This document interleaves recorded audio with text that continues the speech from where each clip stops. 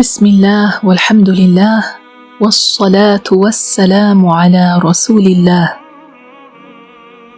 So many of us say it with ease. I love the pious. I love the Awliyaa. But do we really? Or do we love the idea of them more than their reality? We say we love their obedience, their clean hearts, their blessed situations. We admire their perseverance and God-fearingness. We love hearing stories of their karamas, extraordinary matters.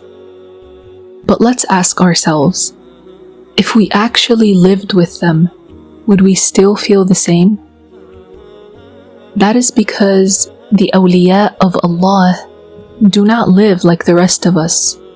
Their day-to-day lives look very different than ours. Their lives are built on sacrifice, silence, restraint, reflection, diligence, breaking their ego, and asceticism. They walk away from what most of us run towards. They don't eat and drink like we do. They are simple, sparse, and never indulgent. They don't speak like we do. They avoid idle talk, taming their tongues as they would a wild beast. They don't socialize as we do. They seek solitude, not crowds, unless there is benefit for their hereafter. They don't step outside without a purpose rooted in seeking the acceptance of Allah. And yet, many of us claim to love them, while we overlook their attributes and situations, and instead choose for ourselves and our families what keeps us far from the pious and their experiences. We live completely different lives. We declare our love for them, yet we'd quickly criticize, mock, or misunderstand those who quietly try to live like them, or even those who try to imitate them in any of their praised attributes, like observing long silence. Our Shaykh said that nowadays, if a person doesn't speak a lot, people automatically think something is wrong with him. They might say, "Is he mute? Is he dumb? What is he hiding? Is he antisocial? There must be something wrong with him." While many times that silent one is more intelligent and wiser than they are.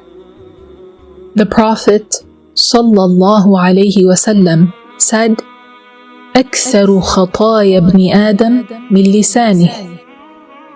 Most of the sins of the son of Adam are from his tongue. And our master Abdullah ibn Mas'ud, may Allah raise his rank, said, ما شيء أحق بالسجن من اللسان. Nothing deserves imprisonment more than the tongue. And the Prophet sallallahu alayhi wasallam praised silence in many ahadith.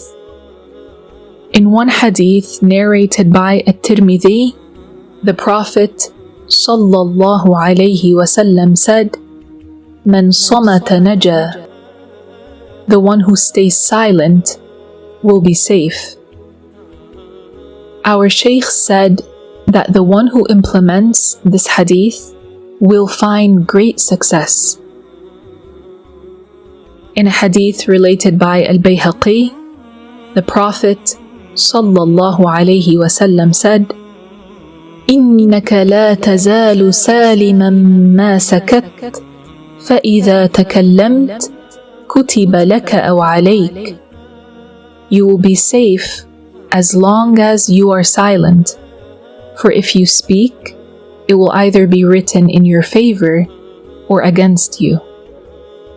In another hadith, the Prophet ﷺ advised, عليك بطول الصمت إلا من خير فإنه مطردة للشيطان عنك وعون لك على أمر دينك. Adhere to prolonged silence, except when speaking good, for indeed it repels the devil away from you and is an aid to you in matters of your religion. And the Prophet ﷺ said, خصلتان ما إن تجمل الخلائق بمثلهما حسن الخلق وطول الصمت. There are two traits, if only the people were to beautify themselves with them: good manners and lengthy silence. This means that these two qualities contain great goodness, so one should beautify him or herself with them. This is merely one attribute of the pious, speaking less and observing long silence, a single trait that is often misunderstood nowadays if adopted by someone. So what about witnessing more qualities of the pious? How would that make someone who doesn't implement them feel? How would the average person whose life, habits, and thoughts are far from those of the pious respond? The gap between the pious and most people today is wide, not because the path has changed, but because hearts have become distracted by and preoccupied with worldly matters. Yet, the light of that path remains, and it continues to call, not always loud or through noise, but through quiet example, steady obedience, and deep sincerity. So if you feel distant, don't despair. Let that distance be a reminder of what's possible. Let the lives of the Awliyaa inspire you, not intimidate you. For many of them were once where we are, and we, by the mercy of Allah, can rise to where they are.